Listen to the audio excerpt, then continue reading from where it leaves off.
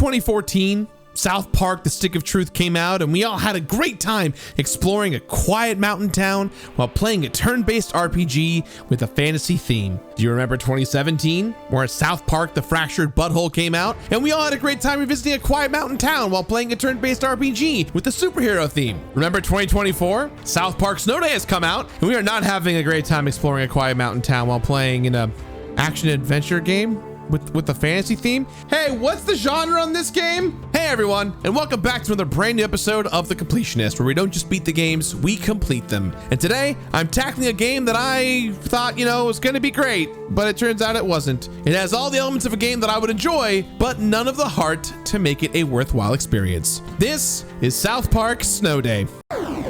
Yes! All glory goes to the winner.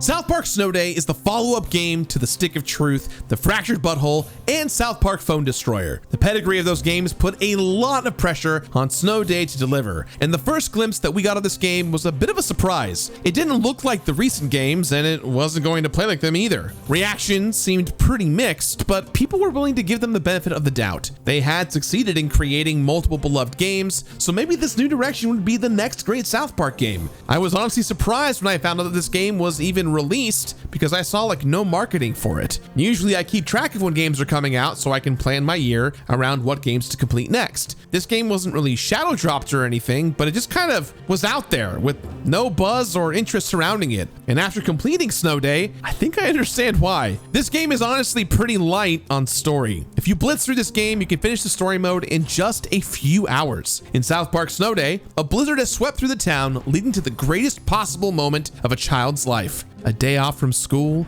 and a chance to play outside with your friends. Cartman gathers the crew together to play in another fantasy-inspired game full of elves, warriors, and wizards. The boys soon realize that this blizzard isn't your average snowstorm. The group must come together to stop the blizzard, save the town, and return to school. Oh yeah, and Mr. Hanky is back, providing the kids with dark matter, a totally not evil substance that gives massive strength boosts to those who have it. When you boot up South Park: Snow Day, you are greeted by Cartman looking like he was pulled straight from the N64 South Park game. Expectations have now been set for the rest of the in-game visuals. Unlike the previous two South Park games, Snow Day went for a 3D approach instead of looking like the cartoon. And I'm not opposed to a studio trying something different, but this overhaul in graphics sets the tone for the entire game. And unfortunately, my friends, this game is bland. The music, the visuals, the gameplay, the comedy, and even the completion criteria. Everything in this game leaves you wanting more. The game begins with a cutscene using the classic South Park style. It gives us a tease of what we're going to be used to seeing.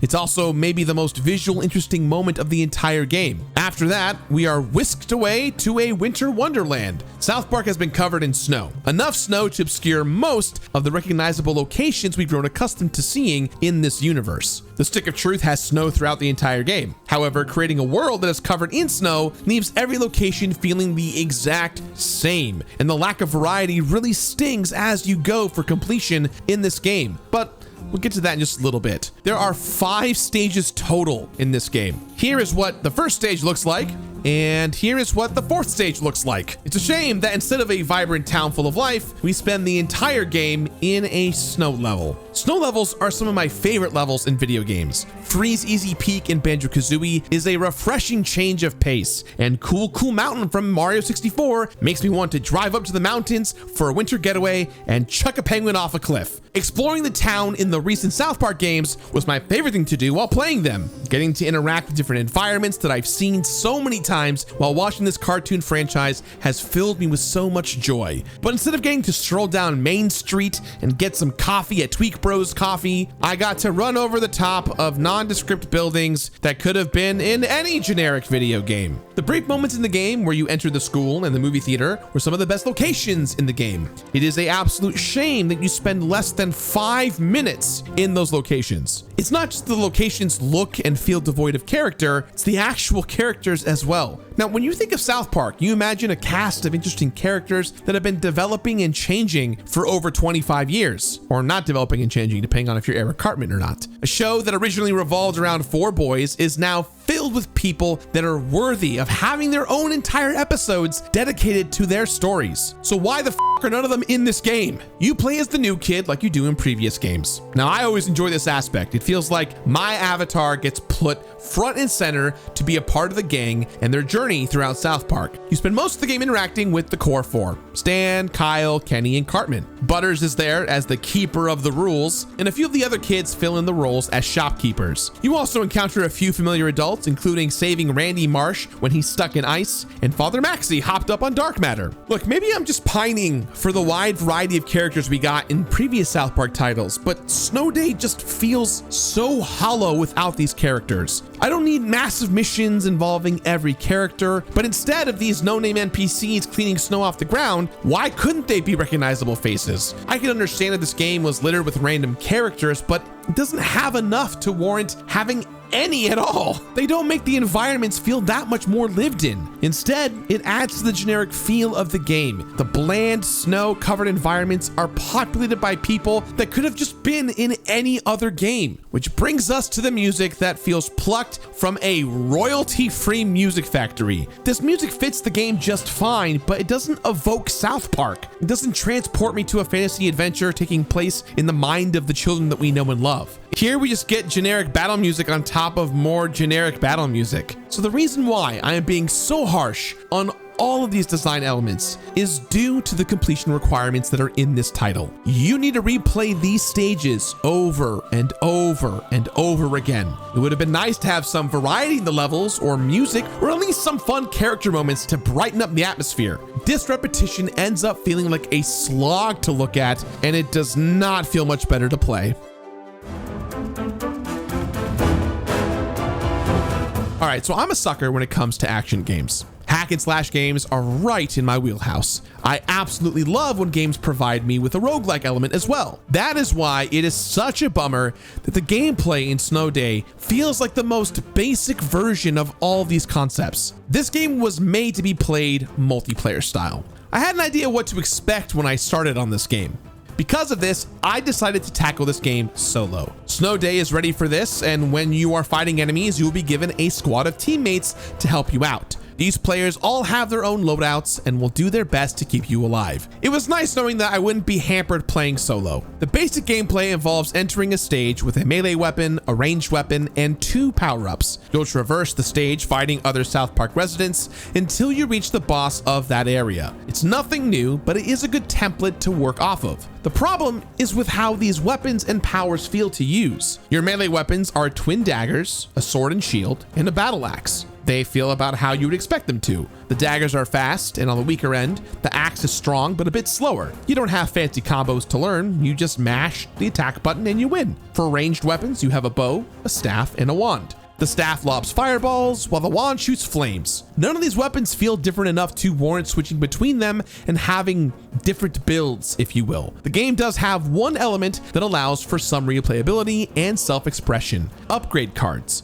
Throughout each stage, you'll run into Jimmy. Jimmy is here to make your weapons and powers better by offering you a choice of upgrade card. These upgrades can be as small as giving you more damage when enemies are bleeding, but they can also be massive game changers, like turning your flame wand into a close range lightning storm. You can also spend currency, which is toilet paper of course, to increase the rarity of the cards, making them even better with things like more damage, range, amount of hits, etc. These cards go away when you finish a stage, so take advantage of them while you have them. All right, I really enjoyed this system, but what I really should say is I enjoyed the idea of this system. These upgrades made every stage feel a little bit different, which was a breath of fresh air. I just wish they had gone even further. For every upgrade like Vortex, a card that sucks enemies in while using a whirlwind attack with your axe, which changes how you play the game, you can get an upgrade like Long Shot, which increases the range of your bow. So many of these power-ups feel like they don't alter gameplay at all. I guess I was doing a little bit more damage on some of them, but you could have fooled me. So the weapons are half of your offensive capabilities, but you can also bring 2 special powers into each stage. There are 8 different powers to choose from. You've got support options like a bubble that protects you from ranged attacks, and offensive powers like a turret that chucks snowballs at your enemies. These can also be upgraded with cards to become powered up versions of their base forms. The powers feel a bit more interesting to use than the weapons, but it's just not enough to make the combat interesting. They give you another button to press, but I just wish that maybe they had some interesting synergies with each other or the weapons. You also have a skill tree in this game. Throughout each stage, you can find dark matter, and this dark matter is the currency used to unlock perks. These, for the most part, have a minor quality of life difference. Some give you increased damage, some make healing items return a bit more health, while others can increase your movement speed. You definitely can feel the differences as you unlock more and more, but so much more could have been done than simple stat percentage upgrades. Let's talk about bullshit. At the start of each stage, you and your opponent kid will go against each other to pick some cards. You get 1 upgrade and 1 bullshit ability, while the computer will get multiple of each of these. Bullshit cards are limited use abilities that give you very strong effects. You can turn invisible or gain health back, or emit a noxious cloud that can disgust your enemies. These are fun, but most of the time it never felt like the right time to use them. I ended up primarily using them during boss fights. Your enemies also get much stronger and more annoying with bullshit abilities. Almost every ability will upgrade the enemies in play and cause the current fight to take longer. They might be given lightsabers that make them move like Yoda, making it harder to hit them, or bubbles which force you to get up in their face and melee them. The enemy might just full on resurrect a bunch of kids that you've already defeated. So whenever you hear a loud bullshit come from the announcer, get ready for your current fight to take even longer to finish. The gameplay in South Park Snow Day feels a bit like a roller coaster. At first, it felt clunky and limited. After a couple of hours, I was interested in the upgrade cards and how broken I could make my character. And as I began the actual completion process, I realized how shallow every part of the gameplay was. This isn't directly gameplay related, but I feel like if the comedy in the game had been more on point, it would have helped bring up the entire package here. I hate to keep referring to them, but in Stick of Truth and Fractured Butthole, I was laughing all of the time. Whether it's some funny dialogue, a visual gag, a boss, it really feels like effort was put into making the player have a good time through and through. Snow Day did not make me laugh once. The in-level dialogue was repetitive and annoying, and the cutscenes felt flat and a bit mean-spirited. I know some people have maybe outgrown South Park's humor, but I still actively watch the series year to year, and I was hoping that a bit of that charm would still be included here in this game. But sadly, no laughs were had. After conquering the final boss and saving the town yet again, I began the process of completion. And that's when I found out how this game was going to turn a 5-hour game into a 25-hour long game, for all of the wrong reasons. Beating South Park Snow Day is the bare minimum when it comes to finishing this title. Looking through the menus, I came up with a few things that I felt I needed to fill out in order to call this game completed. I needed to unlock the final miscellaneous trophies to get the platinum. I needed to use every upgrade card at least one time. And finally, I had to max out the skill tree and purchase every piece of clothing. Starting with the easiest task, getting the platinum. None of the trophies in this game are difficult to get. Some, like beating 10 vampire kids, might take some time simply because you need to make sure that you are playing against the vampire bullshit card. Many of these trophies have specific requirements that will force you to run a certain loadout or draw a certain upgrade card in order to unlock them. This would have been more annoying if the other elements of completion didn't require so many additional replays. Overall, the platinum didn't take too long to get, and I did enjoy the various ways that the game wanted me to experience it in order to get it. On my journey for the platinum, I was also thinking about filling out Butter's Book of Laws. These included every bullshit ability for both the good guys and bad guys, every upgrade card for every weapon and power, and every enemy upgrade card in the game. The game would only spawn in upgrade cards if you had the corresponding weapons or power equipped, but that was as far as I could go in terms of gaming the system. I needed to run through stages over and over and over and over again to get the right upgrade cards to spawn in. Jimmy does allow you to re-roll your upgrades, which did shorten the time that this took. It wasn't difficult, but it was a tad bit time consuming. Finally, I needed to max out the skill tree and unlock every piece of clothing. This was by far the most time-consuming completion element of the game, and definitely the least interesting. Within each stage, you can break apart boxes with the chance to get either toilet paper or dark matter. On a normal run, you can find between 100 to 150 dark matter. That seems like a decent amount. That is until you realize that each time you purchase a perk, the cost increases for the next purchase. The first perk costs 50 dark matter, but eventually these were going for over 1,000 dark matter. I thought the grind was going to take me 100 hours originally, since each run takes about a half an hour to finish. You do have two things in this game that would help you grind dark matter faster. The first and less efficient way was through the free DLC that came alongside the game. It was a horde mode hosted by Henrietta. This mode takes significantly less time to finish and can net you about the same amount of dark matter, maybe even a little bit more if you open chests fast enough. It feels like this horde mode was included just for this purpose, as I could not find any other thing to accomplish within it. Now, the way that I actually went about grinding for dark matter seemed far quicker. After you beat the game for the first time, you will unlock Nicole's infernal packs. Nicole will appear at certain parts in the stage and lets you make a deal.